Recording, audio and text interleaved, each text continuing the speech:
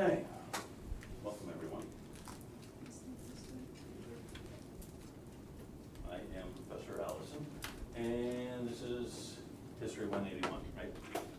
You know, we can reconfigure these tables. I don't know how you want to sit. A student, probably going back 20 years, and he's now actually a college administrator somewhere else, but he was then on the SGA, and his thing was getting rid of the traditional desk chairs with writing things and putting in tables so that we can move them around and all. And so thank Max Koskov for this fact. I mean, if you want to move the table, should we reconfigure them in some other way? Yeah, okay, let's do that then. You want rows? I don't know if you want rows or maybe if you want to. Does everybody want rows? Is rows good? Yeah. Okay, yeah. Everybody good? I'm gonna bring some front here over that. I suck at hearing stuff, so. This, yep.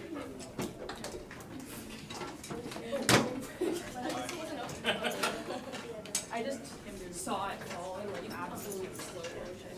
This one's gonna have to go over or around.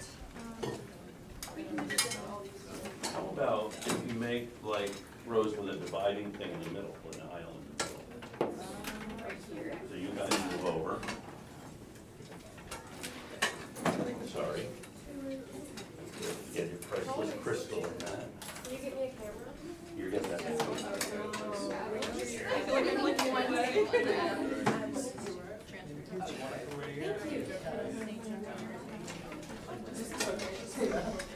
You know, what you can do is put this table here.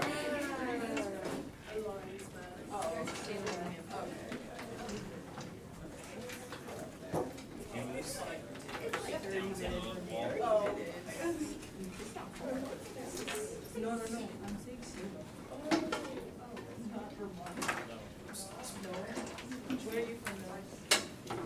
England? England? We're from England. You know that class that puts them into tables is gonna get into the like.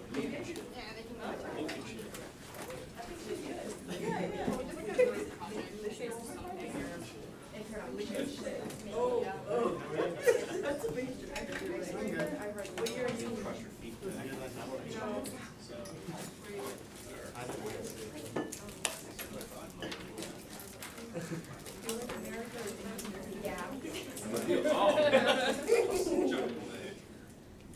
Okay, so that was easy.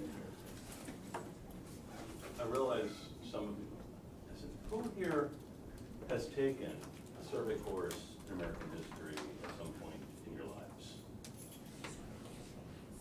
That's interesting, because once upon a time, everyone would have taken this at some point, and now very few people have. So it's okay, gives me something to do.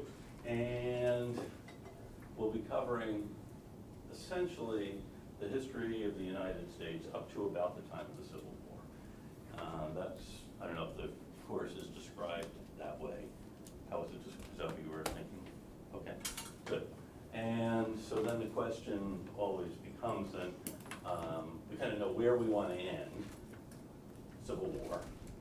We all know what I shouldn't ask that. Who knows what the Civil War was? Again, actually more people than have taken a survey course. What was it? Get your hand up.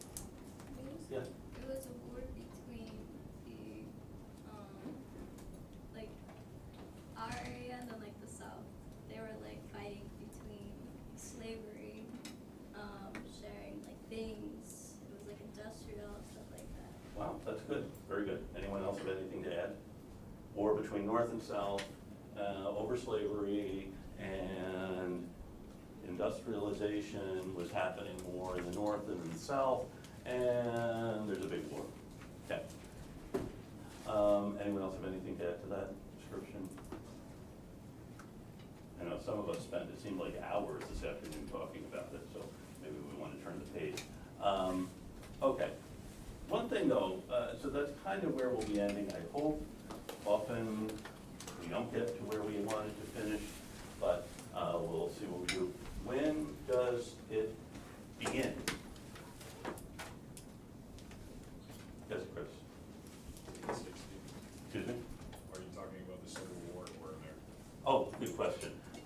not talking about the Civil War, but you're right, you were saying 1861 is when the Civil War began. But your anticipation, taking a course on United States history, American history, when does it begin? Yes. Say with the founding of the colonies. Founding of the colonies, which happened, I wanna say 1600, I don't know exactly what year. that's reasonable, yes. Jamestown versus Plymouth, maybe? Okay, so winter day, Oh, I don't have the dates in my head right now. okay. Does anyone, yes? 1601. No, that's it. I should tell you too, I am an historian, but I have trouble remembering dates. I also have trouble remembering names. And if you run into the dean, don't mention these two big deficits I have, because I wonder how I became an historian. But the Jamestown colony was 1607, Plymouth was 1620, and what's distinct about, I mean, I know they're American history, so the history of the United States. Any other dates anyone would use to talk about? Yes, how about? People settling the United States from a land bridge. Okay, like so you would first start inhabitants. with, when was that? I don't know, I think a good 1,000 years before we got up there at least. Okay, this is a theory that has been brooded about, that, can you tell us more about the land bridge? Probably from Russia to like Canada down. Okay, but bearing in mind, the area where it was starting was not then Russia and it wasn't Canada. Yes, but like But- geographically, that According it would have to- been ice and people would have Okay. crossed over. So according to one theory, that there was a land bridge roughly where the Bering Sea is now, and at some point, people from Asia moved over to North America. You see, it wasn't where I was planning to start, since my map doesn't have this on it, but I have heard this theory brooded about. 15,000 years ago. 15,000 years ago, people apparently did this. And, you know, back, the theory though is relatively new. That is, we're talking about 15,000 years. My lifetime is certainly relatively recent. And so the theory, I don't know when the theory came about. This is another thing we do as historians, is look at how we know things or why we know certain things. And this would be a good thing to look at, because I'm a little skeptical of the land bridge theory, but that doesn't mean it's not valid. I will say that initially the 15,000 was given because the earliest human remains found in the Americas dated to around 11,000, as that gives you a couple thousand years. But then actually they found things that are closer to 15,000 on the southern coast of South America. So they think, well, where'd those people come from? I mean, they were making real tracks down the continent to get there. It's one thing about going back that far in the past, no one was writing down what they did. And I'm sorry, Abba raised a really good point, and I started a lecture on it, why I don't agree with it. And I have to confess, not speaking from a position of real knowledge on this particular subject. I doubt something, so I immediately discount it. But that's certainly one theory. So we could start 15,000 years ago to get to the Civil War by December. I'm not quite sure if it's humanly possible, but again, I'm not saying that that's wrong. What if we, by the way, if we start with 15,000 years to get to here, what else do we have to cover? Yes? Well, my thought is we don't have a lot of documentation from between that time, so like, you know. Zero documentation. You spend like one class on that and then you're at Jamestown. Spend one class on the land bridge, and then, but then these people are coming from the other direction. Right? Well, So, then they obviously have clashes, which is a with these major people who part. came 15,000 years ago, and what have those people been doing in that? I mean, I didn't mean to start an argument with Abba right away. Yes, sir? I was gonna say, what about the Spanish colonies? Oh, yeah, okay, so yeah. So, another possible place to begin, now, since the United States, as we know it, there were these 13 colonies on the coast of North America, British North America, they were part of.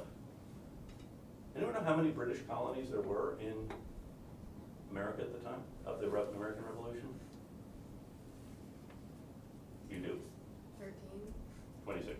Really? Yes. I've been duped. We have been duped. That's what we're learning. I feel like you've duped me. I never told you that there were only 13. I blame either the fact that you weren't listening or your other teachers who duped you. Yeah. So the 13 colonies who rebel were not the only British colonies. And your name? And then as Andrew pointed out, there were also Spanish colonies, which came first, right? And did any other European powers have colonies in the, yes? The French. Yes, Spain, Spanish. Any other European, yes? Portuguese? Portugal, yeah. Brazil, others? Yes? Dutch colonies? The Dutch. You know, I was just reading today an article that, if I'm not mistaken, Calvin Coolidge wrote. He was governor of Massachusetts and became president in the 1920s. And he wrote this essay thinking, I can't remember if it was Coolidge, or he just configures in the article.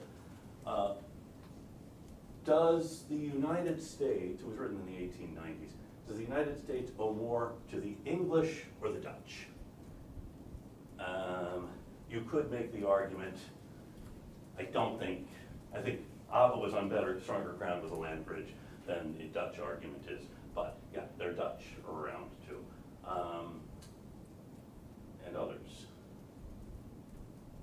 Yes? The Vikings played. Okay, as with the land bridge, yes, the Vikings had apparently come to the coast of North America sometime around the year 1000. Thorvald, and speculation is they were in what is now, anyone know? Yes? Nova Scotia. Nova Scotia or Newfoundland, which I found out actually this year, they actually pronounce Newfoundland. No matter how much I tried to correct them when I was there, they insisted that no, it was Newfoundland. Does anyone else know that? I mean, was I living in ignorance all these years, mispronouncing a name of an important place? Has anyone been there? So I'm the only one who has been to Newfoundland, so then I can say it with great authority. Okay, so Chris, you've not been to Newfoundland? Okay. So anyway, yeah, so the Vikings are around 1000. So should we start, I mean, with land bridge, Vikings, anything else? By the way, all classes won't necessarily be like this, where I try to badger you into saying things so that I can argue with you. I'll try to actually tell you stuff. So the Vikings, anyone else want to venture where we could start? Why, by the way, Abba mentions 15,000. Andrew, did you mention the Vikings or did you mention the Vikings? And your name again is? Nick. Nick, so Nick mentions the Vikings as around 1,000 or so. There are at least 2 towns on Cape Cod that claim the Vikings actually came here. And in the 19th century, a guy in, somewhere in Watertown, I think, on the Charles River, imagined the Vikings had come to the Charles River. And so he built a Viking monument along, anyone familiar with this? And he dies, the monument stays, and by the end of the century, people are saying this was built by the Vikings. And in 1905, when they built a bridge over the Charles River, the Longfellow Bridge, also known as the Salt and Pepper Bridge, they put the prow of a Viking ship, Viking ships, on the supports for the bridge. if you go on a boat on the Charles River or a duck tour, you will see the Viking prows put there in 1905 to commemorate. And this is why there's a statue of Leif Erikson in Kenmore Square. He was looking west. Now he's basically looking over a ramp to get onto the riverway. But yeah, so there's Leif Erikson, because we claim he was here, 2 towns on Cape Cod. In fact, there is one where they say the Norse wall is in the basement. And it turns out the rocks actually they were the base of a windmill that had been there in the 19th century. But fanciful enough to think this is Thorvald's grave from when he came here to Provincetown in the year 1000 and sadly met his end. What does this tell us, by the way, about history?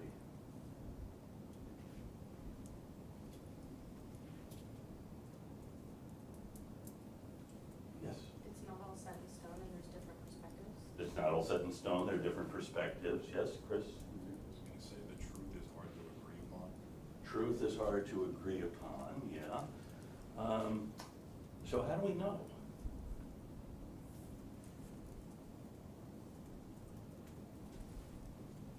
Yes. What's written down?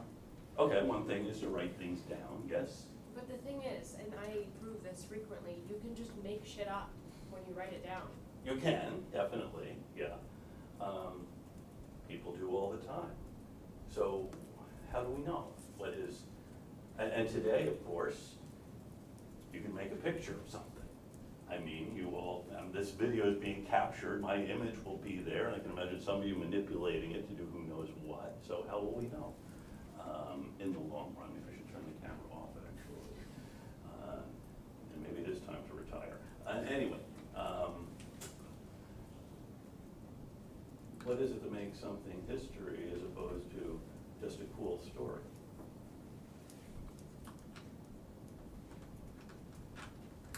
So Andrew said, started with writing it down, and immediately Abba jumps in and says, but you can make stuff up. How do we know that's true?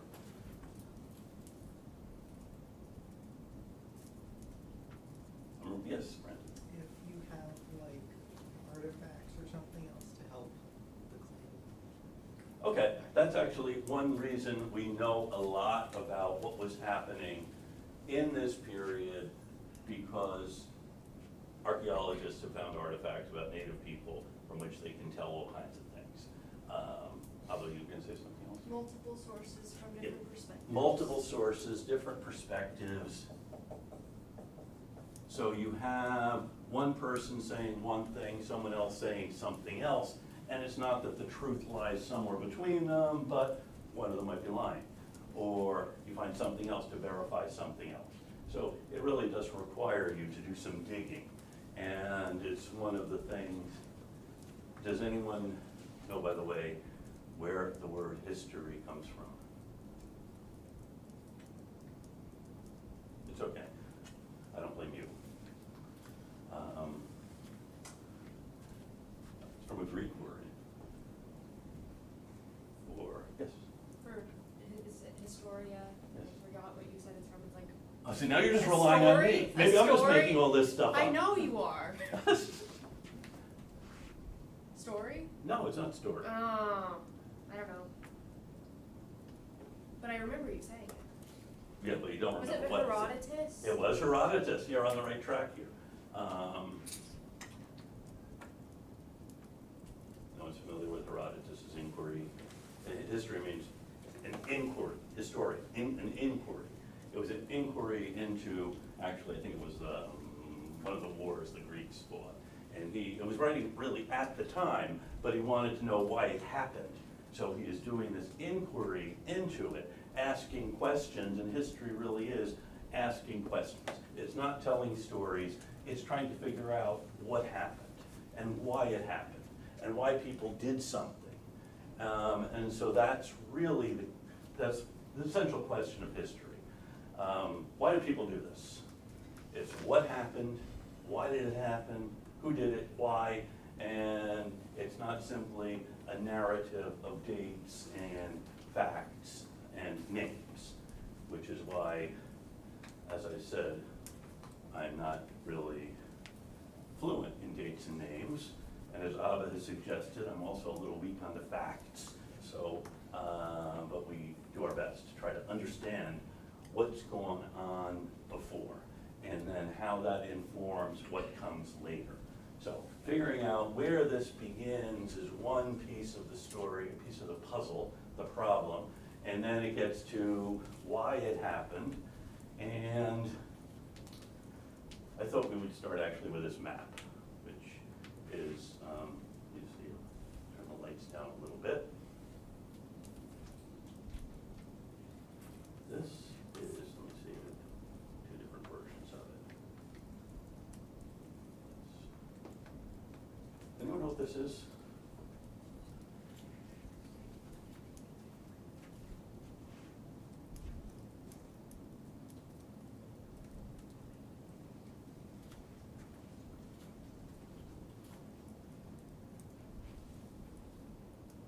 One of the great documents in history, and it is, the actual version of it would have fit along this wall, because Roger II, who apparently was king of Sicily, wanted a map done, and so he hires a cartographer who was from North Africa, a fellow named something El Idrisi, to do a geography, a map of the known world. The world as it would have been known to Roger of Sicily. And can anyone see Sicily on the map? I think it is this. So this is Sicily, and it shows us the world, and we will go from, now I'm kind of thrown off on which direction we're going. This is Asia, this is Europe, this is Africa.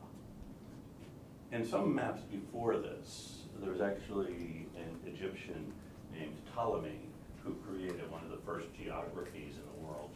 And his geography had the known world as a cross, and it centered on Jerusalem as the central point.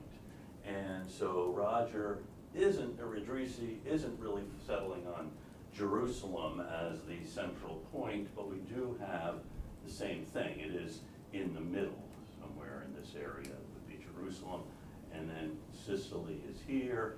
El Idrisi was from Morocco, and so that is here. This is 1300s, this would be Andalusia, now Spain, Europe, Asia, other things, Black Sea, Caspian Sea, quite large bodies of water, Persian Gulf, Red Sea, Nile River here, Tigris and Euphrates, and these were roadways to get into these different mountains. These are mountains to get, which are barriers, but then there are roadways, rivers to get between them. What do you make of this? Yes? At first I thought it was Canada, but Yeah. I can see it now. Yeah. I can tell it's definitely subjective to what the person thought the center of the world was. Sure, yeah. I mean, to us, Jerusalem, we yeah. view the world as the globe, and then this, Sure. it's, Yeah. they view, I mean, Sicily is, I guess like to us, it's inverted because Sicily Africa's looms a top. lot larger on this map than it Right. would on most other maps. Yeah. And it is a central point in the Mediterranean. This is in, I think, the 1300s. So it's before they knew Canada existed. And I don't think there was an idea that the earth is flat. They understood things about the curvature of the earth.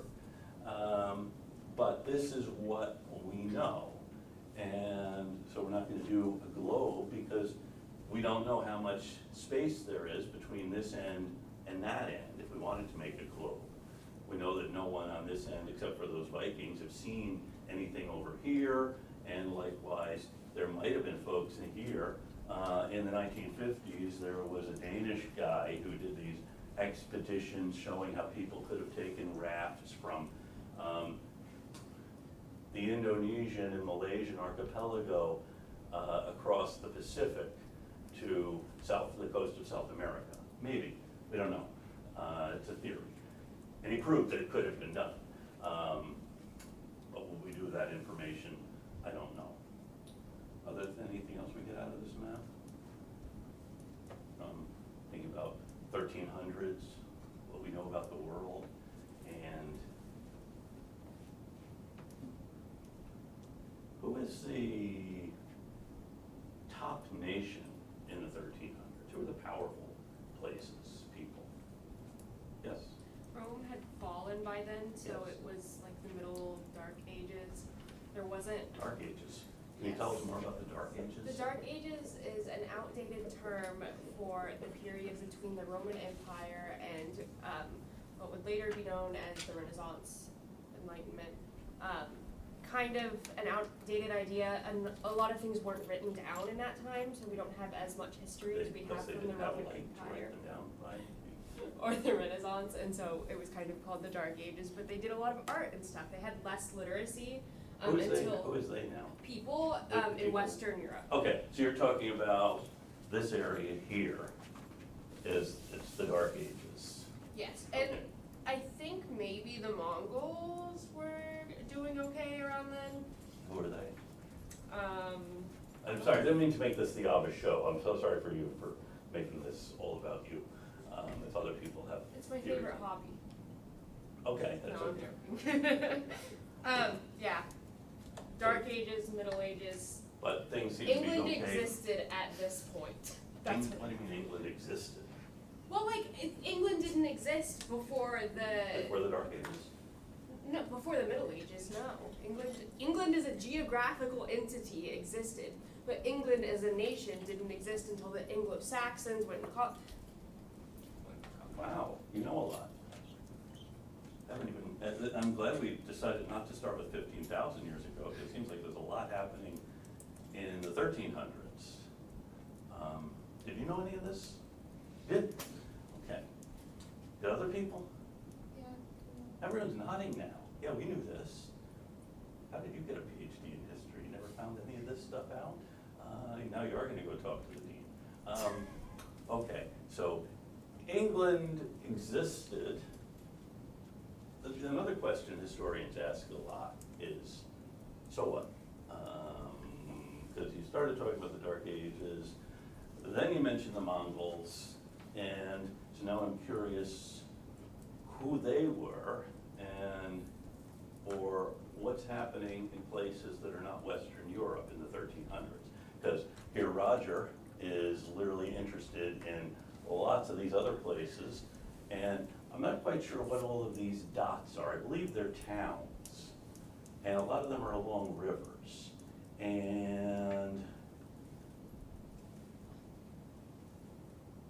I don't know, I might just spend the rest of the semester looking at this map, and we won't get to the American Civil War, but there are probably wars going on here in this interesting period when we're making this map. Well, let me see, I think I did, here's another map. Again, this one is on panels too. This is a bit more detailed. And it's in Latin. And here you can see, actually one thing that this is helpful with this one is it is turned it so that north is on top. The last one, no one pointed this out. No one said, hey, it's upside down. Like it does call the globe, but I think that there might be a later version of this. So the globe and oriented north to south, north at the bottom. Why do you think south is on the top of this one? I honestly don't know, and I hadn't thought about it until this moment, yes. As I was saying earlier, like, it depended on what was, like, their interest. So, for example, like Sicily, they were doing trade going to the west, like, through the Silk Road, so they cared more about that. Yeah, yeah. So this is what was more fascinating to them versus what was going on in Europe at the time. Yeah, Dark Ages, nothing's happening there. England exists, but so what? I mean, has anyone been to England, by the way? Okay, more people have been to England than to Newfoundland. You know why they call it Newfoundland, actually? Because in the 1570s, a guy named Sir Humphrey Gilbert, who is English, comes there to fish, and he names it Newfoundland, and he claims it for her, well, actually, he claims it for Her Majesty Queen Elizabeth I, but there are already people there from Europe. In fact, and what they do every year is whoever gets there first will be the governor that year. So if a Dutch ship arrives first, the Dutch are in charge. If it's an English ship, a French ship, a Spanish ship, and actually, here's a fun fact, it does get us actually to North America. The word bacalao, or bacalao, is, anyone familiar with this word? Some people are looking knowingly at this. What is it? Oh, I don't know like the actual term, but it's like a word we have in like Spanish. It's food. It's a kind of food. I'm not sure the food, but it's just like. Codfish. And all these folks are looking for codfish. And the North Atlantic cod, or bacalao, which is also the word in the Algonquian language. This is a language spoken by native people in the eastern part of North America for this fish. And Humphrey Gilbert gets there, but there already were Basque fishermen there. And because they had been going there to the Grand, well, we'll get to North America since I think it'll take us the rest of the semester to get off the Silk Road and out of Asia and see if we can find North America such as it is, yeah. Yeah, so this area well to the east, yeah, here we go. Here is, see, it's actually called Terra Nueva, which means new land. And Gulf of St. Lawrence, this is Nova Scotia, Acadia, actually it's still called Acadia because it becomes Nova Scotia in the early 1700s when people from Great Britain go and take it away from the French who had been there. French called it Acadie. And Terra Nueva, or Newfoundland, was English, although, as I said, they kind of shared it with everyone else because this area, here you see Le Grand Bank, the Grand Banks, relatively shallow area in the Western Atlantic. And what happens with these shallow areas, we found out relatively recently, is the deep ocean swells hit against them, send all the nutrients up, great feeding ground for fish like bacalao or cod, which then can be dried on these shores here or these shores here. You don't go and set up shop here. What you do is you go there in the early spring and you fish, you dry the fish, and then you take them back to Europe to sell or somewhere else to trade. Codfish, salted codfish, and it turns out that codfish, some of you are familiar with cod and some of you are not. I should have brought in the sample. Cod is relatively fatty fish with a great deal of protein, big enough, actually, in the Massachusetts State House, in the House of Representatives, they have hanging a 5-foot-long wooden codfish representing how important this is. Yes? Are they not allowed to meet if the codfish isn't there? If the codfish isn't there, some students from another university stole the codfish as a prank in the 1930s. It was returned. I don't want to mention what school they're from because Harvard has enough problems at the moment, but yeah. And when the Democrats control the legislature, the codfish points to their side. When the Republicans control it, it points to their side. Very important thing, the codfish. And that codfish has been hanging in the State House of Representatives since the 1740s. And in fact, in the 1790s, when the new State House was built, they had a procession of the government moving from the old State House to the new State House, and in front of the procession was the wooden cod, or the sacred cod, as we call it. The Senate chamber has a mackerel hanging from the ceiling. And because the House has a sacred cod, the Senate has a holy mackerel. So anyway, you have codfish being the thing that is bringing these folks here to fish, and bring the fish back. And the Basques probably were the first on the scene doing this, and they don't go back to Europe and say, hey, we found a great place to find cod. It's a secret. They're not gonna tell everyone where to get codfish, but then others go and find them. So anyway, this is why Newfoundland is Newfoundland, because in the 1570s, Sir Humphrey Gilbert went and claimed it for Her Majesty the Queen. So, did you know this, Andrew? I did not. Okay. Did anyone know all this? Okay. I have to keep tabs of how many things I've actually taught you in the course of an evening, in case you forget. So should we say the whole story begins in 1571? You're saying no. Why not, Nick? Because there's a lot going on before that. Okay.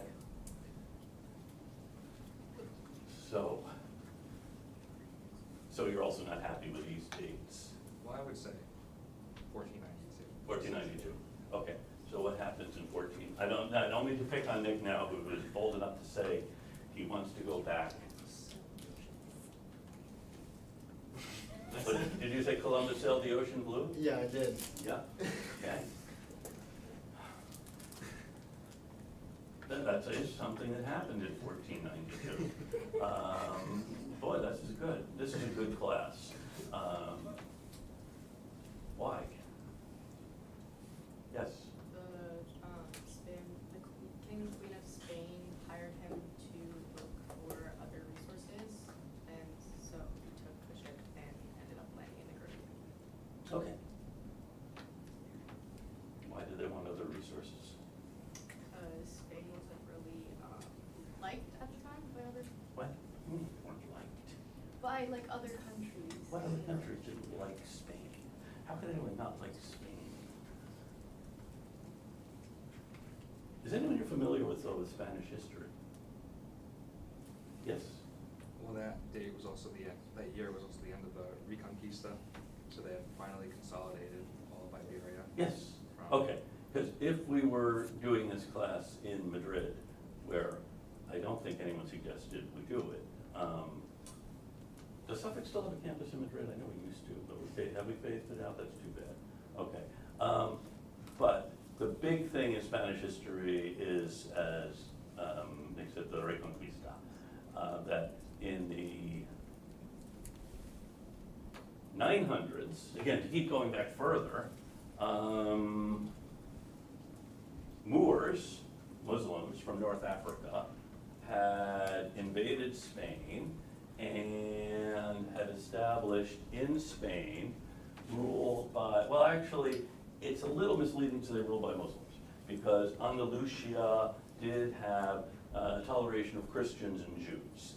And what begins then in the 1100s or so is the Reconquista. Actually, you can see some of this happening here earlier. A series of wars between Christians and Muslims in the Iberian Peninsula, and in a couple of the important dates to remember, just to tell you, I do know some dates. 1474, I believe it is. I could be wrong. Is this when Ferdinand, who is the king of Castile, I might be getting this wrong, marries Isabella, who is the queen of Aragon. I could have this reversed. Does anyone know? That is right. Oh, wow, I got that right. So this unites two of the Christian kingdoms of Spain under the rule of the Iberian Peninsula, I should say, because Spain as an entity doesn't exist. You have a series of different kingdoms in Spain, and whose German is better than mine? I apologize for bringing a map in German. Okay. Yeah, so this is an Islamic state. Granada, the last remaining Muslim kingdom in Spain, and you have Ferdinand and Isabella marrying, joining these two kingdoms. The kingdoms of Portugal actually had done this earlier than what becomes Spain. And in fact, it's by the very early 1400s that Portugal was reunited under Christian rule. And this is a big part of the story we'll get to in a minute. Meanwhile, these kingdoms in Spain were uniting after the marriage of Ferdinand and Isabella, and fighting against Muslims in a process which we call the reconquest, and Christianizing Spain and expelling both, either giving Muslims and Jews the choice of either converting or leaving. And in 1492, the Aragon and Castile complete the reconquest of Granada, driving the Muslims back into North Africa. And actually, Spain maintains a couple of posts in Morocco at, I'm blanking on the names of their two, Ceuta and another one on the coast of Morocco, and Spanish enclave, actually Spanish enclave still. And then Ferdinand and Isabella, as with the Portuguese, are engaged in a holy war against infidels. And by the way, there are lots of holy wars against infidels. When I use the term, I'm not necessarily taking sides, but because each side in this instance saw the other as the infidel. And I'm not necessarily taking a position on it. So don't go to the dean with that one. He's calling people infidels and waging war against them. So Ferdinand and Isabella, it's not just, who said that people didn't like Spain? You did, okay. And your name again? Amanda, okay. It's not just people didn't like Spain. Spain is united under Christian rule and are seeking to expel the infidels from Spain. And wars, as you should know, are very expensive things. And Spain, now wanting to continue this holy war, has this problem of not having any money. So that's a problem.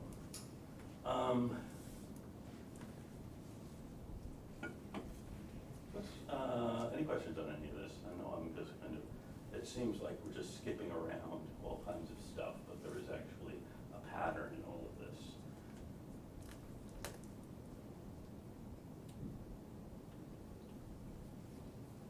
So,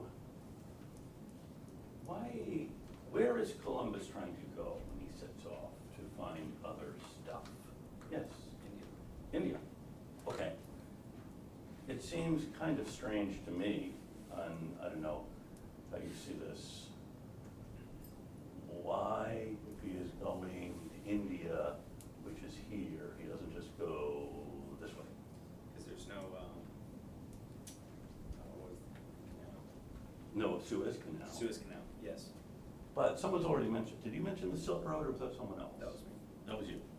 So what's up with the Silk Road? Let me see if we can find a map showing the Silk Road. Yeah, here we go. So this is what's going on in India at this time. And actually, while we're on the subject of Asia, this is a map showing something that happened in the 1300s when a Chinese Admiral Zheng, went off from China in pursuit of a claimant to the Chinese throne, who was rumored to be somewhere here, and he travels throughout this area looking for this claimant to the Chinese throne. And this is one of his ships. This is a European ship at the same time. So in the 1300s, China is flying around in the Indian Ocean looking for this pretender claimant to the Chinese throne on ships this big, going as far as Mombasa. What country is Mombasa in? Anyone know? It's still there. Yes? Kenya. Is it Kenya? And what about Mogadishu? Also still there? Somalia. Somalia, okay, yeah. So, and into the Gulf of Aden and into the Red Sea, to Mecca, the Straits of Hormuz. So all the Spanish would have needed to do is come here, and because the Silk Road is emptying out here, and all these goods from Asia that are coming by land are making their way this way into Europe this way. So it just seems to me, if I want to go from Spain to India, I'm not going to go west, I'm going to go east. Do you say Texas or taxes? Taxes. Taxes, what about taxes? Well, each of these places, there's an empire, a kingdom. Yeah, but it goes there, it's going to have to pay taxes anyway, yes.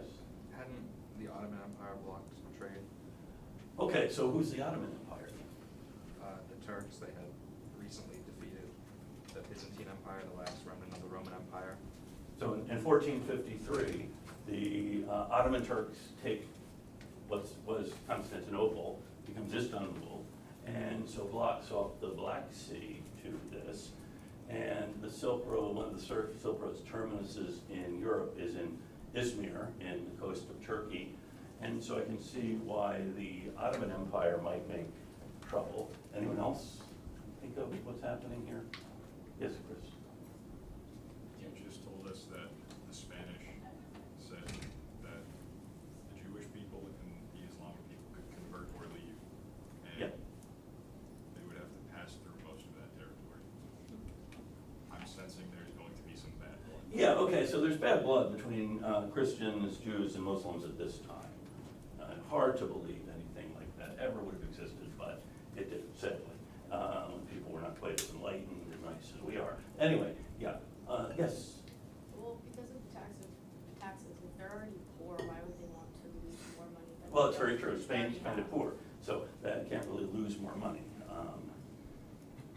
It's cheaper to go the other way, why not try? Okay, well, let me ask you this. Does anyone know what Portugal's been doing all this time, since they booted out the infidels earlier? Yes?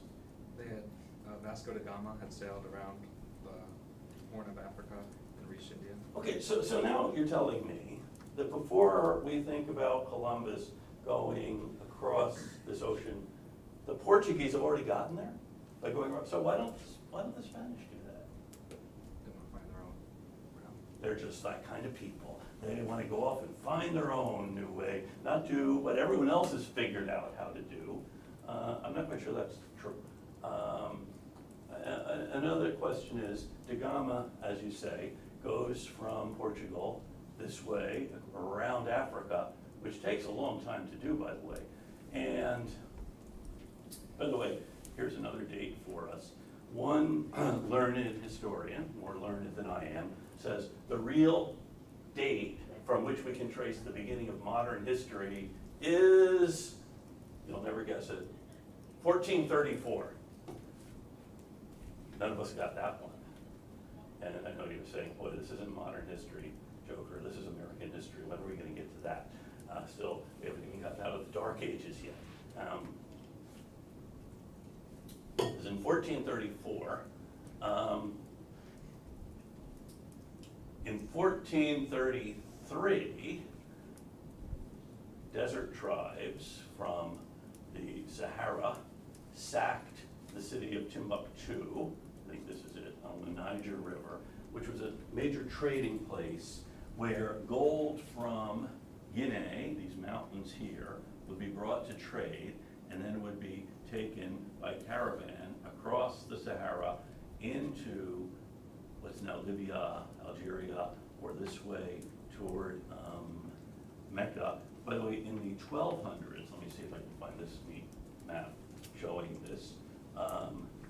Mansa Musa was the king of Mali, and he had a caravan that took him, he's Muslim, goes on a pilgrimage to Mecca, and he brings so much gold with him, it ruins the economy in Arabia and along the route, because he's dumping so much gold along the way, showing off how much wealth there is in the kingdom of Mali, which is along, as I said, the Niger River here in West Africa. And in 1433, gold merchants had brought their gold up to Timbuktu. Tuaregs from the desert. Tuareg are desert people. It's not a kind of car, although it's a cool name for a car. Didn't you know that? There's a car called a Tuareg, isn't there? You didn't know? Okay, that's good. I'm making pop culture references that no one understands, so I'll just avoid it. Avoid them, I should say. So, they go sack Timbuktu. If you're a gold merchant from West Africa and you had brought your gold up to Timbuktu to trade the previous year and it all got stolen, what are you gonna do in 1434? Fire guards. Hire guards. That might be one thing to do. They decide not to go back to Timbuktu, but fortunately for them, in that year, our friends, the Portuguese, I don't know if we should call them our friends, the Portuguese, round Cape Bojador in West Africa, and I'm sorry, I thought my map would have shown Cape Bojador in West Africa. It is the furthest point any European ship had ever gone. They go around Cape Bojador into this area, and they set up trade where people can come and bring gold and other stuff to trade with the Portuguese. So the Portuguese have opened a trade in West Africa, and then from that in the 1430s, they continue venturing around Africa, stopping, trading, setting up trading posts, which they call, and you know the Portuguese word for, yes? Feitoras? Feitoras, yes.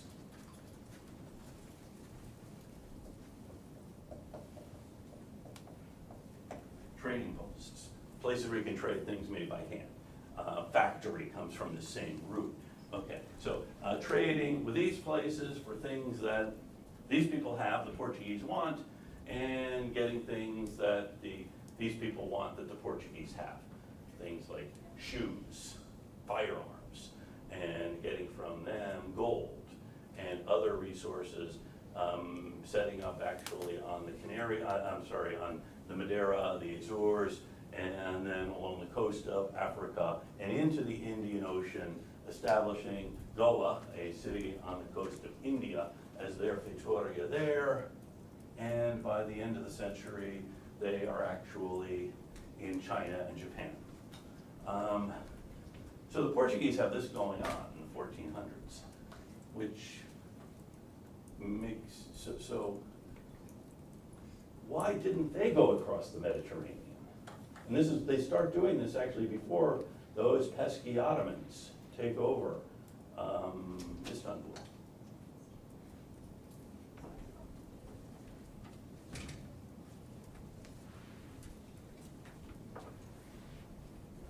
It seems like it would be a lot easier, even without a Suez Canal. I regret that the Suez Canal was dug in 1867, so it's beyond the scope of our course. We're not going to talk about it. Don't want to disappoint anyone. Put that on a list of things we will not be talking about this semester, even though I've already talked about it. It's not just the Ottomans. Yes? Because you could bring more stuff on a ship than you could by horse. Well, you see, in the Mediterranean, they're really not traveling by horse. They're traveling on ship. And this gets us to another piece of this whole story, which since we've come this far, why not? Here we go. This is West Africa. I believe this is Cape Bojador, which the Portuguese round.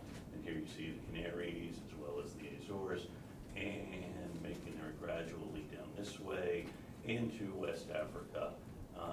Caliphate of Cordoba, that's about languages. We don't need to get there quite yet. We'll get there in a bit.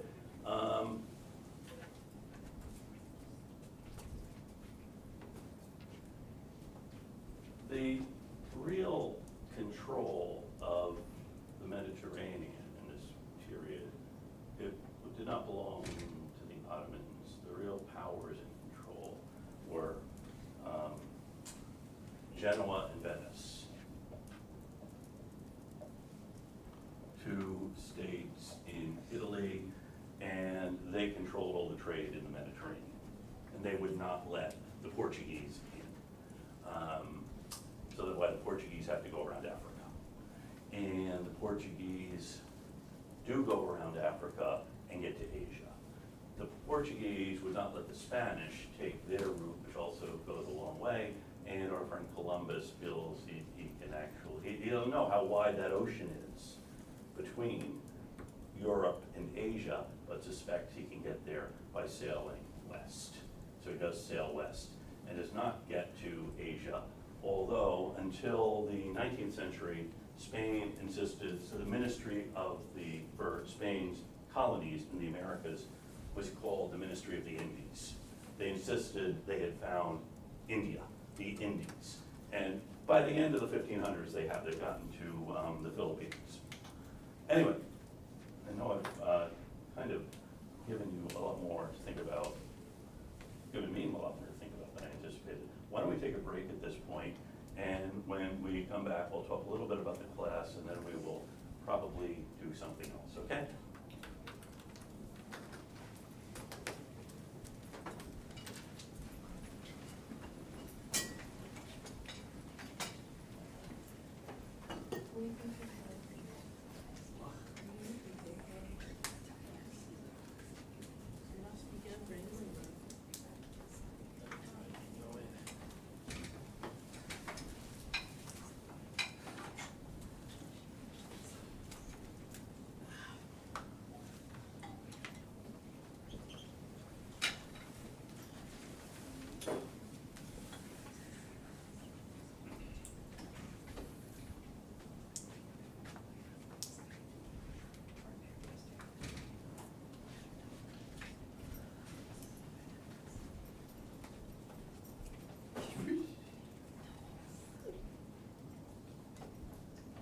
How long was the break for? About 10 minutes. Professor, did you get a chance to see, when it's here? I was not here, no, did you? No. Looked good, yes, yeah. I figured because of the event up in Marlboro, Yeah. there was a chance, but Looked good, good, good. Are you from Marlboro? Bedford, but there was, maybe I was there. Yeah. Oh, yeah, it looked like they had a lot of stuff. A lot of it was in the conference. Yeah, it was good. I saw the pictures of the helicopters. Yeah, they flew them in, I think it was overnight. Shot, they're like, oh, you guys saw a truck, they're like, no, we Yeah, flew this in. yeah. Those are real. It was good, yeah, it's impressive, yeah. Are you a Marine? Yes, we had a conversation. Right, that's right. February. Right. And also we're discussing this. Okay, right, I'm sorry. No, I get you doing it, especially with the upcoming events.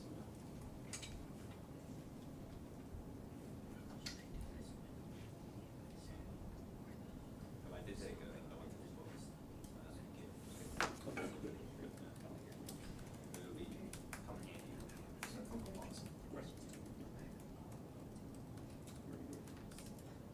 Did you enjoy your science?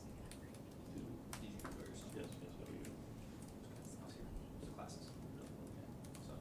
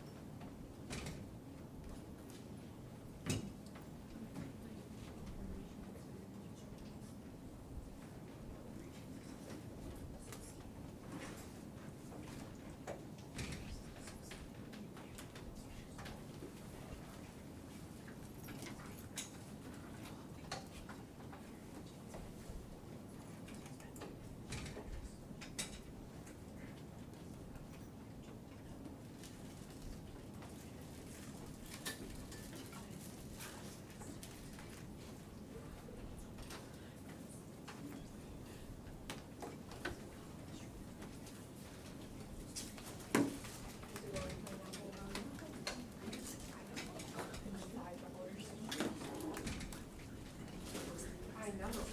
I could buy like 3 pineapples for $5 at the grocery store. But here we are.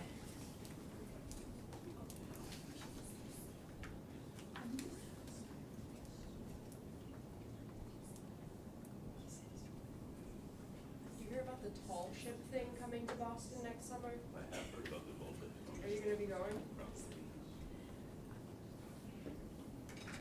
Are you? Absolutely.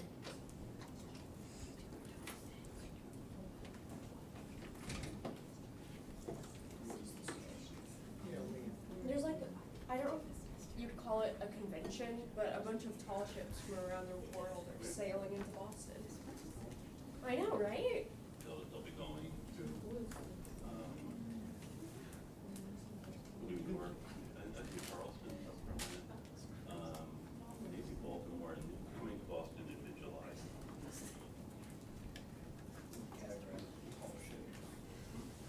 With like the sails Yeah, and there's like a- that. Oh, okay. I was just like, Most of them Like are- the cool I'm ones. thinking like, is this yachts, is No, this like? they're usually the training vessels from different countries' navies.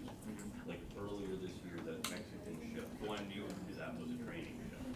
The Coast Guard Brave Eagle is a training ship for the Coast Guard. USS Constitution. No, that's They not- wouldn't bring that in? It will be here, but it's, and it is actually a tall ship. There's no real definition of a tall ship. Just like there's no real, so they are just training vessels from other countries participate in this. There's a lot from South American navies, I think there's European navies. I know Algiers said it's all ship now. So I don't know if they'll be, so they came in the, at the time of the bicentennial, it was a big deal, all ships came. I wanted to be a pirate when I was younger, so I just really feel like this is gonna fulfill a dream of mine.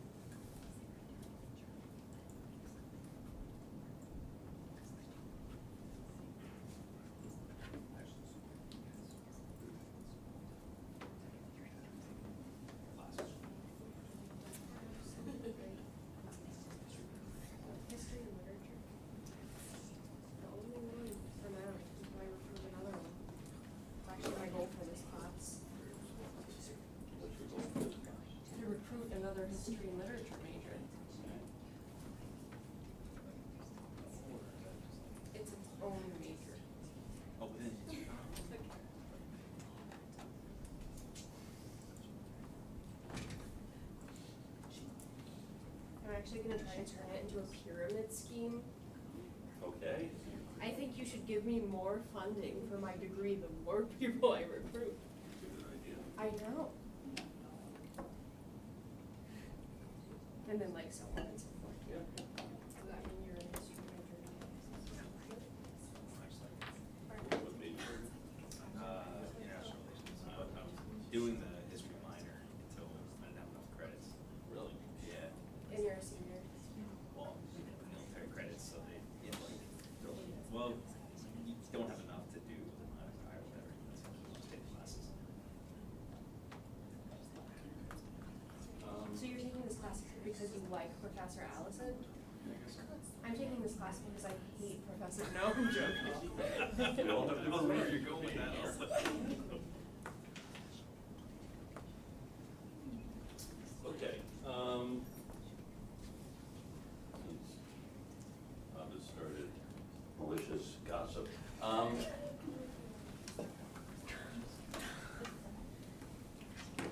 not that anyone's thought of it or wondered, why did it take Europeans so long to figure out they could sail around West Africa? Anyone know this? Never had to before. Actually, it has to do with this kind of sail. And it's something just to think about, why things happen at certain points, it's because sometimes the technology exists or it doesn't. And this kind of sail, which, anyone here a sailor can tell us more about this sail? I've had students get very excited when I start talking about this. It's called a lateen sail. And instead of a sail you might have on a square-rigged vessel, which was the way the Europeans built their vessels, this one, as you can see, the spar, the thing that holds the sail, hangs at an angle from the mast. And I cannot explain the science of this to you. This allows the ship to sail very close into the wind. A square-rigged vessel, it's great if the wind is behind you. Has anyone ever tried to sail a square-rigged vessel into the wind? It won't go, it'll go backwards. This kind of sail, though, allows a ship to sail close into the wind so that if it is sailing into the wind by tacking, it can actually make progress. So the problem for navigating from Europe to West Africa wasn't the problem of navigating to West Africa. The problem was getting back, because the trade winds blow from north to south along the West African coast. And so thus, you could get there, but you could not get back. And that is a huge problem. Back when I was a small child, President Kennedy said we will make it our goal to send a man to the moon and return him safely to Earth. Yeah, you could send all the men to the moon you wanted, but the problem was getting them back. You could sail across down the coast of West Africa, you could not come back until the Portuguese learned about this sail, which they called a lateen sail, because they had seen vessels from Genoa and Venice using this sail to navigate around the Mediterranean. The Genoese and the Venetians were the ones who kept the Portuguese out of the Mediterranean. By the way, does anyone know where Columbus was from? Yes? He's from Genoa, which is why Columbus Day is a holiday here, and why there was a statue of Columbus in the north end of Boston, a hero among Italians, and Columbus Day actually became a holiday in the 1890s because there was an immigration of Italians, but more importantly, in the early 1890s, there was a series of attacks, mob attacks on Italians in places like New Orleans and other places, causing the Italian government to protest the United States government that Italian nationals are being massacred by mobs in America. And as a way of placating the Italian government, the United States made Columbus Day a holiday, placating both the Italian government and Italian immigrants. So, so Genoa had this kind of sail. Columbus knew about it. The Genoese are using it. The Portuguese also had learned about it earlier. but this is not, it pains me to say, an Italian invention. The Italians had learned about it from the Arabs. The Arabs had learned about it from the Chinese. The Chinese junks, as they are called, used this kind of sail when they were navigating this area. The Arab dhows, which you can see anywhere from East Africa through to India, also used the sail, which the Italians then modified in the Mediterranean, and the Portuguese used to get around West Africa and get back. So now you've learned yet another useful thing. Lateen sails, navigation, doing pretty well, things I'm teaching you. So now you know. Anyway, this hasn't really gotten us to North America, though. We're still talking about these folks sailing around Africa. Columbus in 1492 sails west, comes to North America, thinks he has found the Indies. He has not. And long, interesting story about what happens when the Spanish reach the Americas.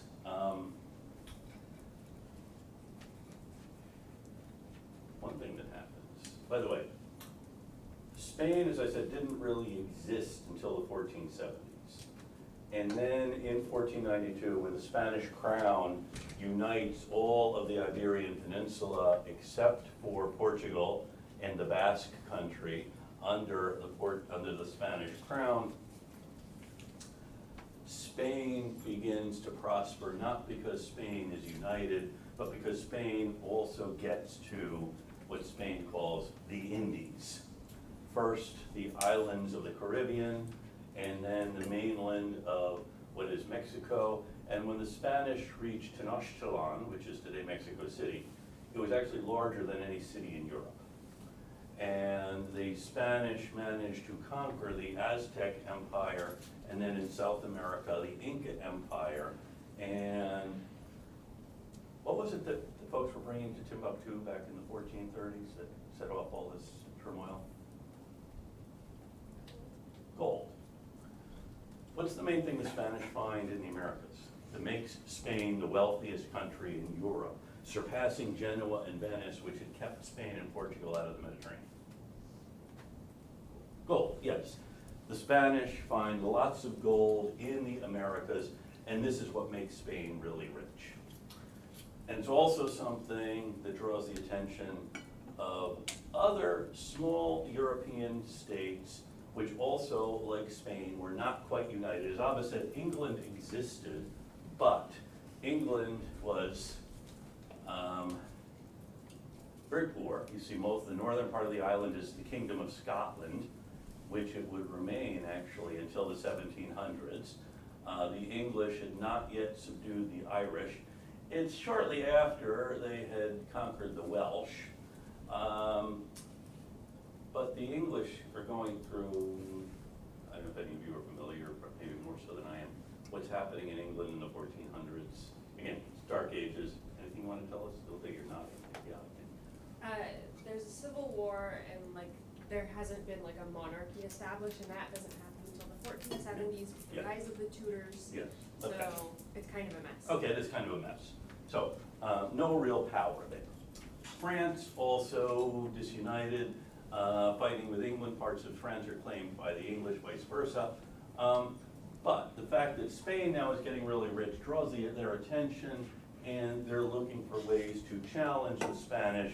Another group really hoping to challenge the Spanish or the Dutch, because the Spanish do take over the Netherlands in this period. So you have these other countries looking to challenge the Spanish and get the gold that the Spanish seem to be finding in real abundance in the Americas. My thinking, after now talking for almost an hour and a half, is that this is a very Eurocentric story I've been telling you. And we probably should look at what's happening in the Americas. Getting back to Abba's idea to begin with, why don't we start with the land bridge and talk about who was in the Americas at the time. And this, since we will be focusing mainly on North America, this is just kind of an interesting point of contrast. I'm trying to wean myself from using the word interesting because it might not actually be interesting. These are the languages of Europe. You can see actually the language families. So what is red are what what are called the Romance languages, not because they're sweet nothings you poo in them, but because they're all derived from Latin, the language of the Romans. French, Spanish, Portuguese, Italian, Romanian, Romance languages, they're all related. Anyone speak one of these languages? Raise your hand if you speak French, Spanish, Italian, Portuguese. Which one do you speak? Spanish. And you too, Spanish? Spanish. Can you understand Portuguese? You can, you can't, you can. Romanian? Even though they're related. I'm not blaming you for this. I am monolingual, okay? So you have languages that are related, linguists know this, and if you pay attention, you may be able to understand them. And then these are the Slavic languages: Russian, Ukrainian, Polish, Czech. Anyone speak a Slavic language? I'm now trying to wonder, this is one of the things that Dean also cautioned me about asking people what languages they speak. So Polish, Russian. By the way, thinking about language families as kind of ways of understanding people's relationships to each other. Are people who speak French, Spanish, Italian, Romanian, Portuguese one big happy family? You're saying no, you're shaking your head. Okay, what about people who speak Polish, Ukrainian, Russian? No, okay, that's a pretty obvious one.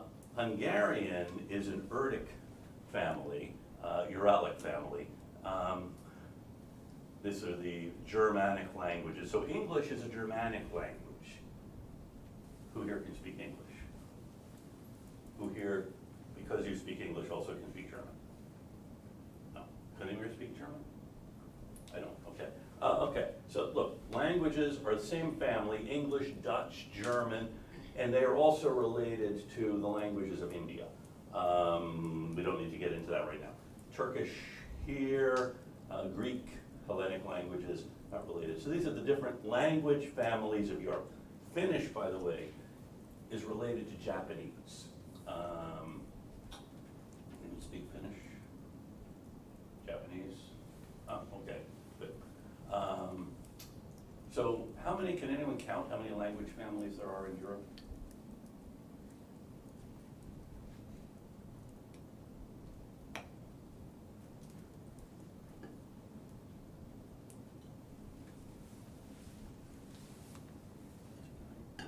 Nine, maybe, okay. Good, I don't know, I should have counted. These, here is a better depiction of the language families. I should have started with this one. These are the language families in North America. That is, families meaning the languages are related, even though they might, one language might not be intelligible to someone else who speaks it. And I am counting 28. So much more diversity in languages in North America than in Europe. And so all of this are people who speak Algonquian. So coast of New England, down to the coast of Virginia, speak Algonquian languages. These would be, excuse me, Iroquoian languages. Thank you. You can see some pockets here among what becomes the Haudenosaunee League or Iroquois League, and then among the Cherokee and other Tuscarora, Cherokee and Tuscarora. These are Muskogean or Creek languages spoken by Creeks and Choctaws and others. And here we have, I believe, Siouan languages. Again, mutually, the languages might be mutually unintelligible. Now, these are different language families. And look, in California, all of these languages, which are, one is unintelligible to others. So you have a wide variety of language families in North America among the native people here. And here's one showing their linguistic stocks. This is a map done in the 19th century showing the different linguistic stocks of native people in North America. And then let's see, it's a map of North America. And this is the area roughly where we are. by the way, another way that folks have tried to make sense of the native folks in the Americas, because there's something like 250 different languages being spoken in the Americas into the 20th century. And these are different native groups, each with their own language. These are Iroquoian speakers, these are Algonquian speakers, these are Siouan speakers out here. And one other way that folks have tried to make sense of them is how they lived, and these are also kind of, I don't know how useful they are. So, just to kind of make some sense of all of this that I've been throwing at you for the last, seems like a couple of days, isn't it? Have we been here? Might seem like that to you. It doesn't, I'm just getting started actually. You know, I'm good till midnight. I think I might just stay here talking. The big story in the 1400s in Europe, anyone remember what that was? Just in the context of our class. Abba was saying it's the Dark Ages, but then, your name again? Yeah. Shay came up with Columbus's voyage, also the expulsion of the Moors and the Jews from Spain, the unification of Spain, and you have that big story in Europe. The big story in North America in the 1400s. We were sitting around in 1500 here in North America trying to think, what's the big story that's happened? I suspect we would say the creation of the Iroquois Confederation, which did happen sometime in the 1400s, because you had these 5 nations of the Iroquois, the Oneotake Kayano. For our purposes, we will call them the Mohawk. They call themselves, actually Kanawaki may be the Mohawk, Kanawaki, yeah, Onondaga, Cayuga, Namarananta, these folks become the Seneca. Kanawaki means just something you should know about Native people. In most Native languages, the name they call themselves is, when someone asks who they are, they'll say, we're the people. So for example, the people who live here call themselves the Lenape. These are the Lenape-Coan, and then these are the South the Lenape, living along the river that is later called the Delaware. We typically call them the Delaware because they live along the Delaware River. Lenape means the people. In the Southwest, there's a group of people called the Denali, which means in their language, what? If someone asks you who you are, what are you going to say? You might say your name, but we don't know where you belong to, that kind of thing. It's kind of a weird question, isn't it? You'd say, I'm a person, okay? Thus, they call themselves the people. They call other people who are not them strangers or something else. So, just as an example, these Kanawaki were here, and in the early 1600s, around the time we've been talking about these English colonies setting up, a fellow named Francis Champlain, who is French, arrives in the St. Lawrence River. He meets up with a bunch of native people who are Hurons, and they say, great, you've brought firearms. We want you to meet some other people who are really bad. They are the flesh eaters, which in their language sounds a lot like Mohawk. So they come down here, and Champlain obliges them by shooting at some of the Mohawk as these folks, his friends, the Huron, retreat up Lake Champlain back to what becomes New France. So the Mohawk do not call themselves the flesh eaters. Yes? Yeah, and then the Mohawks also just thought of themselves as more warriors and stuff like that. I am Mohawk, so that's Really? why I'm explaining this. Yeah. So it's like, part of that was also just like, they thought themselves as more soldiers than anything. Yes. So that's why they did that. Yes. Yeah. And look, they are on the eastern part of this confederation. This is where their enemies are. the various Algonquian people of New England, as well as the Hurons up here. So they had been fighting with these people for a long time. And these people who Champlain meets say, oh good, now we have someone who can help us fight against our traditional enemies, the Mohawk. And the Mohawk and these various other folks they're all Iroquoian speakers, have similar ways of life, even similar beliefs about where they came from. Sky woman who fell to the earth, you know any of this story? I didn't mean to start making you now the expert on this. No, you're Okay, but yeah. How they came here is because Sky Woman fell to earth and actually falls into the water, and she floats on the turtle's back. One by one the animals go down and get, actually the muskrat brings back some dirt, put that on the turtle's back, then Sky Woman walks around it, it grows into land, and she had brought these, she had been clutching this tree that's the center of the sky, and brought some of those roots, plant that, it becomes corn, beans, and squash, which become the three sisters. Most native people's diets were corn, beans, and squash, which they call the three sisters. They also grow tobacco. Tobacco is indigenous to the Americas, doesn't grow in Europe. Corn, as we know it, also is unknown in Europe. The native people, native women have been growing these things. So anyway, all of them have Sky Woman, but then one problem they have, well, suffice it to say, we'll get to their problems later.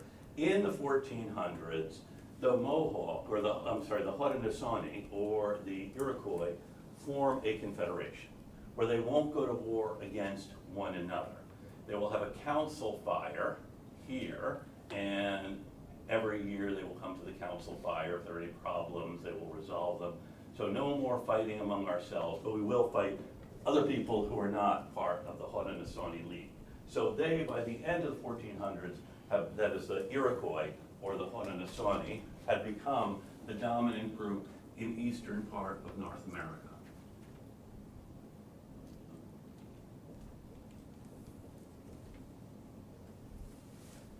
And the Huron knew this, and so when the French arrived, the Hurons said, great, you can help us against our traditional adversaries, the Iroquois, and they do.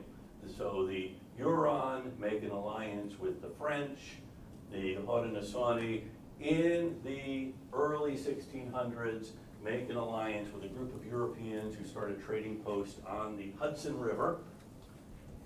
Anyone know what they call a trading post? First it's called Fort Orange, because Fort Orange is very popular. They're the House of Orange governs this particular place, the Dutch. And the Dutch and the Iroquois make an alliance. And for the next century or so, the Huron and the Iroquois fight a proxy war against other native people to get furs to trade to either the Dutch or the French. That's kind of the big story here. I'll maybe give you more detail on this next time. I feel like I've talked enough. Actually, I never feel like I've talked enough, but you probably feel like you have listened enough. So why don't we do something different? We will take the syllabus, talk about it briefly.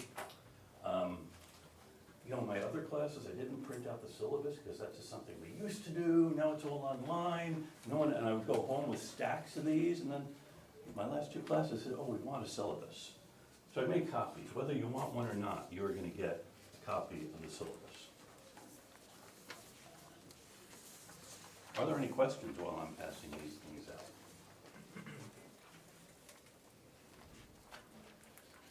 Suddenly you've grown strangely quiet. Maybe I've just bludgeoned you to silence. That's the way, please.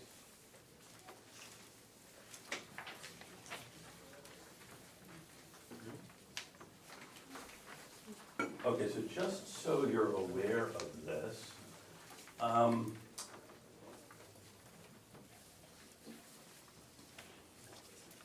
we in the history business have divided this whole, anyone need one? I know there are more making their way back.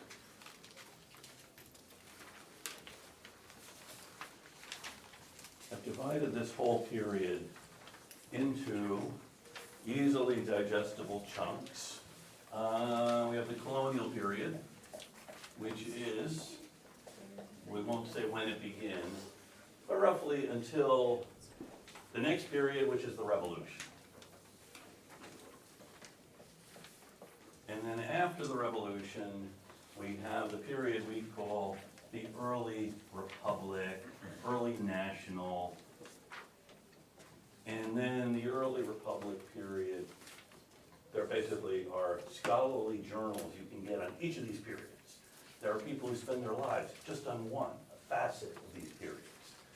I know it sounds kind of sad and blighted, and now we feel badly. Yes? Where's all the filler stuff, like the AI policy and the credit hour and like I the. didn't think you needed to see that. I think it's on the online version. I know I have to print one out to show to our department administrators, because this is actually a new thing, relatively new in my lifetime. Used to be, the syllabus would be about a page. And then about 25 years ago or so, someone said, you should put helpful information to the students on health issues and mental health issues and other things. And well, if you just get one source for that, it would do. And then, because universities get a great deal of money from the federal government, and the Federal Department of Education, which was only created in 1979, but having solved all of the problems of K through 12 education, turned their attention to higher education and began doing things like, okay, you're getting federal money, you need to do things like actually teach people stuff. And so we need to measure that somehow. And I'm not quite sure how you measure what you learn. I said, well, if we're teaching people critical thinking, something we claim we are teaching you, we're really not going to know this for about 20 years. So that wasn't enough for the federal government, and the universities didn't say, well, since we can't measure what we're actually teaching, maybe we just won't take any more money until we figure that out. They said, okay, so we'll measure this. And so we have to measure what we actually teach you, and the various things that Ava is saying she's missing on the syllabus all are about this. Like each credit hour, a credit hour is not defined as an hour. It is 4 credits mean, well, that doesn't mean, a credit hour according to this is actually on my other version of this, which I give to them. For each credit hour, you should be spending 4 hours doing stuff. So for a 4 credit, a week, no, wait a minute, is that right? You should be spending per class 12 hours a week for each class on class time as well as assignments. So for a 4 credit course, we need to account for 181 hours of your time. So we have to put these tables on our syllabi saying how much time you'll be spending on each assignment. And by the way, they've calculated how long it should take you to read a page. And so a primary source takes longer to read. And so we have to come up with this. And I was really struggling with this until a colleague who happened to be an assistant provost said, just make it up. So, didn't really seem right. But anyway, so yeah, 181 hours, so 4 goes into 181, how many times? So, over the course of a 15-week semester, you should be spending 12 hours a week on class. Is that what you're doing? No, you're spending more. I don't know. And then I know most students also work. Some work full-time. So how do you work 40 hours a week or more and also spend, what's 12 times? How many hours are you spending? 4 times 12 if you're taking 4 classes. That's 48 hours. Okay. It is, I think, a con game. And it is rooted in the fact that we do, the federal government is giving money to universities, not to you, by the way, but to universities, and we need to account for it. Anyway, I don't know how we got onto that particular tangent, and I apologize for not having those things on the syllabus, but I know they exist somewhere only in my imagination. And if the Federal Department of Education, which I have to say, the current administration is determined to shut down, with, of course, my blessing, if they come and look at this particular class, then, you know, you're all free to say, yeah, we knew immediately that this guy was really off message. Anyway, sorry. Sounds like they're having a good time next door. So early republic, getting back to this, roughly the period from, I don't know, up to the Civil War, okay?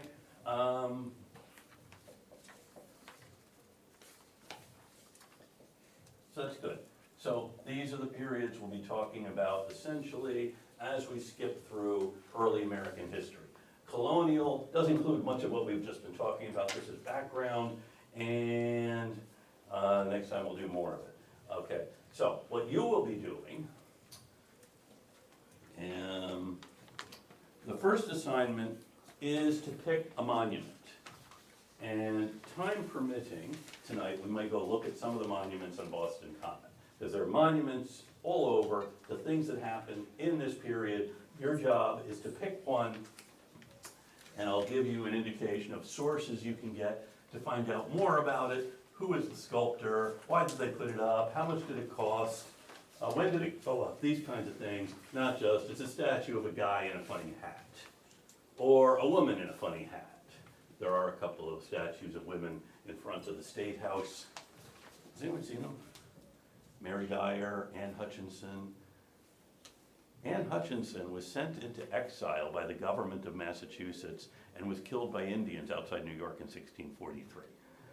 Sent into exile because she was, in their view, a heretic. Mary Dyer was a Quaker, and it was punishable by death to be a Quaker in Boston. Entertaining a Quaker was punishable by a fine of £5, which was the equivalent of about $1,000, I think. So I don't know who would want to entertain a Quaker on those terms, but so it's interesting. Both of them punished by the forerunner of the Commonwealth of Massachusetts. Now there are their statues in front of the State House. So pick one of these places, and there are monuments to just about every period here we'll be talking about, and explain it. Another, also coming up quite quickly, is to look at a primary source. And I have on our Canvas site a helpful guide to some primary sources. So for example, the Diary of Ebenezer Parkman. Go through a month of what he's writing about. Anytime, he keeps this diary from the 1720s until the 1780s. And what's happened? He lives in the town of Westboro. I'm not even sure where that is. Anyone know where Westboro is? Keep hoping someone will be from Westboro and can tell us more about Ebenezer Parkman. So what's going on? Or various other folks who kept diaries, journals. What's happening in that person's world? Then you will visit an historical site. And there are lots of historical sites around us. What story are they telling? How do they tell their story? Who maintains the site? Is it a federal government, city government, private group, some crank who wants to keep his grandfather's house? I don't know. So that's that. And then go to the Museum of Fine Arts. With your Suffolk ID, you can get into the Museum of Fine Arts for free and look at stuff in, well, the American wing or other parts of it that have things pertaining to this period. If you want to look at things from another part of the world in this period, you may. Okay? Choose one painting, sculpture, and write about it. Who made it? What's in it? What do you see in it? Okay? Then newspapers and periodicals. The first newspaper published in North America, there was one issue of it in Boston in the 1670s, and then it was shut down. But newspapers in the 18th century become the real medium of communication. Magazines are also created in the 18th century. Pick one and read through a number of issues and see what's going on in the world this time. We will be going to the Leventhal Map Center at the Boston Public Library. And you'll have an opportunity to pick a map from their collection and write about it. And then, every semester, I have given the oration assignment, but then, just so you know, we've always run out of time and people don't get to do it. The 19th century, the oration was a major form of communication. People would pay to hear an orator deliver a 2 or 3 hour oration, a well-crafted speech that he had committed to memory and delivered with such force that people would pay to hear, be enraptured. In fact, in July of 1863, the biggest land battle ever fought in North America happened in Pennsylvania. And tens of thousands of bodies lay dead in the sweltering summer sun outside Gettysburg. Typically, after a battle, they would identify the deceased and ship the bodies home. But Gettysburg was too far away from major rail lines, and this is a major public health problem. So they decided to bury the bodies where they were and create this as a national cemetery. And in order to create a national cemetery, they wanted a fitting ceremony to open it. And they wanted to do this relatively quickly. So this is July. They're hoping we can open the cemetery in September, October. And in order to have a really good ceremony, they needed the greatest orator of his era, who was from Massachusetts. He had been governor of Massachusetts, senator from Massachusetts, president of Harvard. And in the 1850s, he had traveled around the country raising money to save Mount Vernon by giving an oration on the character of Washington. People paid lots of money to hear this orator from Dorchester speak about the character of Washington. And they wanted him to come to Gettysburg to dedicate the cemetery sometime in September. And he said, I am booked, and I can't possibly do that before November. So I said, okay, we will go with your schedule. Does anyone know who this is, by the way? Sounds like a pretty important guy. Is it Daniel Webster? It is not Daniel Webster. He was dead, but he was also a great orator. So then they send out invitations to other notables to come, and they decide, and they were quite surprised when they get an RSVP from President Lincoln saying he is coming, and then there's a big discussion among the organizers about whether they should invite the president to speak. Because they knew, you never know what he's going to say. He can be kind of embarrassing. He might not realize the solemnity of the occasion. Would you let Lincoln speak? You would. Lincoln does speak, along with our star, and the next day our star writes a note to Lincoln saying, I flatter myself if I came as close to the meaning of the day in 2 hours as you did in 2 minutes. And Lincoln wrote back saying, your task was to deliver a long speech, mine was to deliver a short one. Because they said to Lincoln, you can give a few appropriate remarks. Making it clear, a few and appropriate. Still no one knows who this is. So anyway, orations, big thing. So what I want you to do is take one of these orations, and how would you translate that into something today? How do people communicate today? What would it be? Like a 3-minute TikTok video? I don't know, yes. Podcasts or? It could be a podcast thing, yeah, something like that. So that's that assignment, which as I said, for years, I've been putting it on the syllabus. We run out of time, maybe because I give these orations. And this will be a way of translating something. So Webster is one of the great orators. Frederick Douglass is another of the great orators of this era. And this character we have not identified. Maybe that could be your next assignment, figure out who this guy was. So that's what you will be doing over the course of the semester. And I thought, any questions on this? Yes? Can I do we have to do the Colonial Society for the primary source No, assignment? you do not have to do the colonial, that's just there because it's handy, okay? Mass Historical Society, lots of places have primary documents, so fine, okay? Diary, letters, all kinds of things are there. The papers of the founders are available online. I'm trying to, the newspaper assignment might require you to go to the Boston Public Library, because they actually have a physical collection of newspapers. Getting the feeling you're heading somewhere, Alba. I know that you're gonna be like, let's go on a walk here in like 2 minutes. Okay, I'll give other people time to pack up too, but, it's always a little unnerving when people start packing up. Maybe it's a good signal. I also just gave up on taking notes like 10 minutes ago.